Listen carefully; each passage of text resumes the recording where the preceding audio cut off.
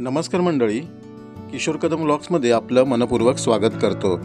आज आपण आलो आहोत रत्नागिरीपासून 20 किलोमीटर अंतरावर असलेल्या श्री स्वामी स्वरूपानंदांच्या वास्तव्यानं पावन झालेल्या पावस गावात।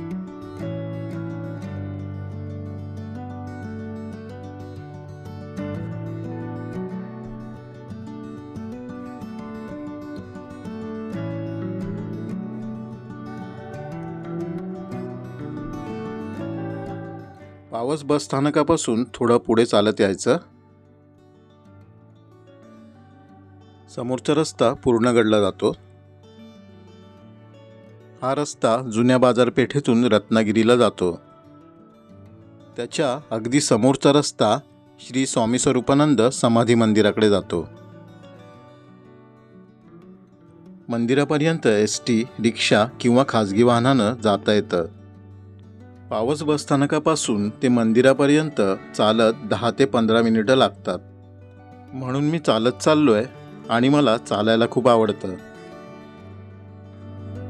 पावस हे गाव खूप सुंदर आणि मोहक आहे। इथे तुम्हाला निसर्गाच्या सानिध्यात हरवून शांतता अनुभवायला मिळते। गौतमी नदीचं सौंदर्य न्याहाळत मी मंदिराच्या दिशेने चाललोय। अत्यंत सुखद अनुभव आहे।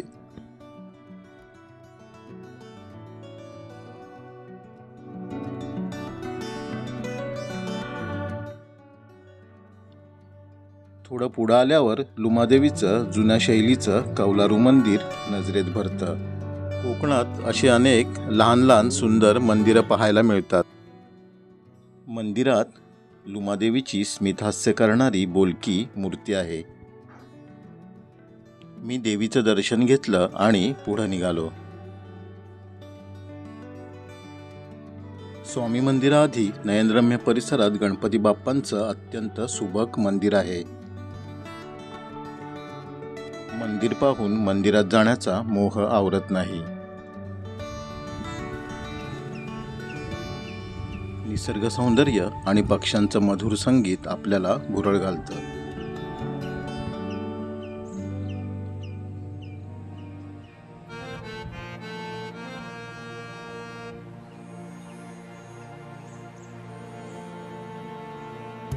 गणपती मंदिराच्या परिसरात हनुमान मंदिर आहे।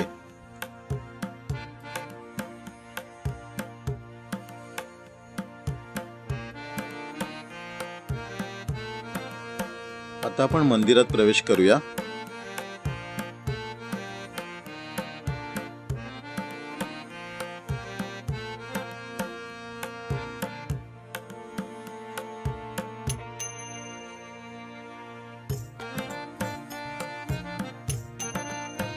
मंदिरात गणपती बाप्पांची अत्यंत सुंदर आणि मनमोहक मूर्ती आहे।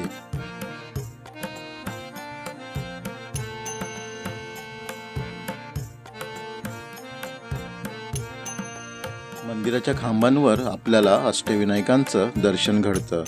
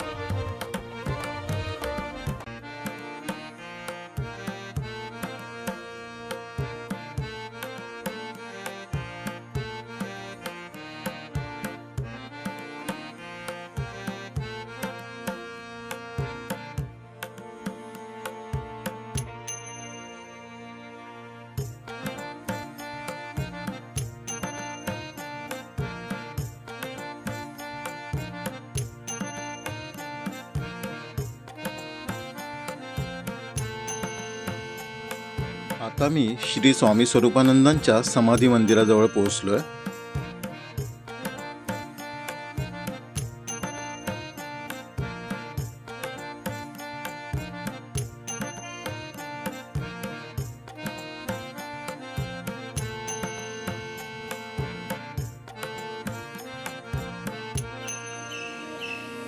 समाधी मंदिरात प्रवेश करताना आपल्याला स्वामींच्या रचना आणि अभंग वाचायला मिळतात.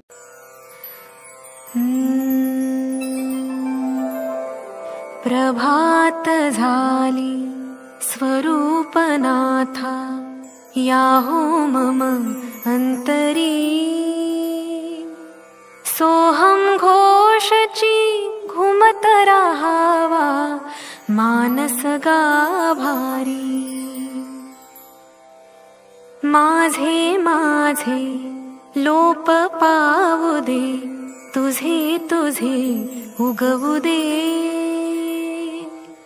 कोण असे मी, तो मी, तो मी, सहजपणे कळू दे.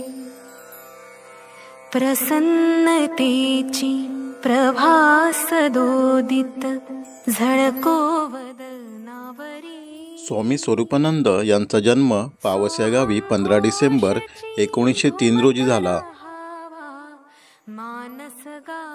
त्यांचे प्राथमिक शिक्षण पावस येथे तर माध्यमिक शिक्षण रत्नागिरी येथे झाले.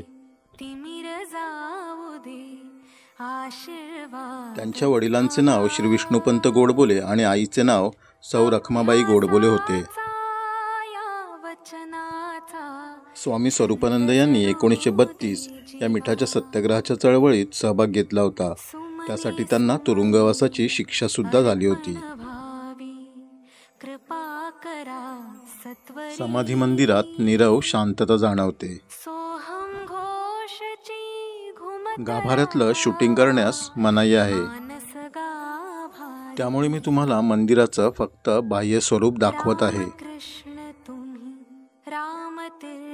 तुम्ही तुम्ही ज्ञानदेव, करुणाकर तुम्ही, कृपावंत तुम्ही, तुम्ही वासुदेव.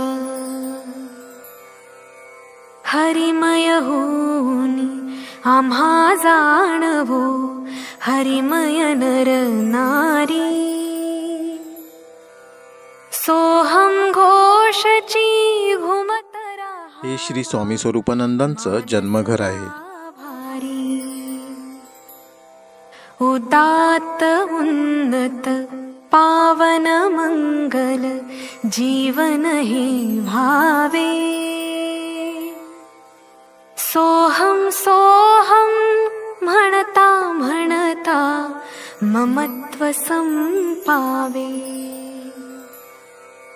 सोहम फुंकर भरा बनू द्या, या देहा बासरी. सोहम घोषची घुमत राहावा, मानस गाभारी. जवळ घेऊनी शिकवा गीता, ओढशी लागली. घास सानुले करुणी भरवा, आम्हा गुरु माऊली. राम कृष्ण हरी, राम कृष्ण हरी, जपो सदा वैखरी. सोहम घोषची घुमत राहावा, मानस गाभारी. हीच ती स्वामींची जन्मखोली. याच खोलीत स्वामींनी सोहमनाद आळवला.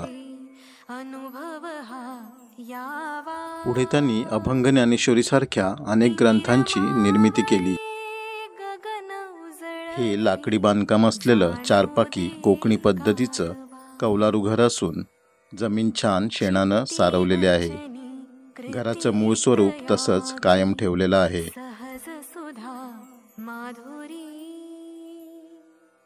सोहम घोषची घुमत राहावा, दुपारच्या वेळेला समाधी मंदिरात भाविकांना विनामूल्य खिचडीचा प्रसाद दिला जातो. स्वागत करितो सद्गुरुराया, उमलो दे मनी उषा.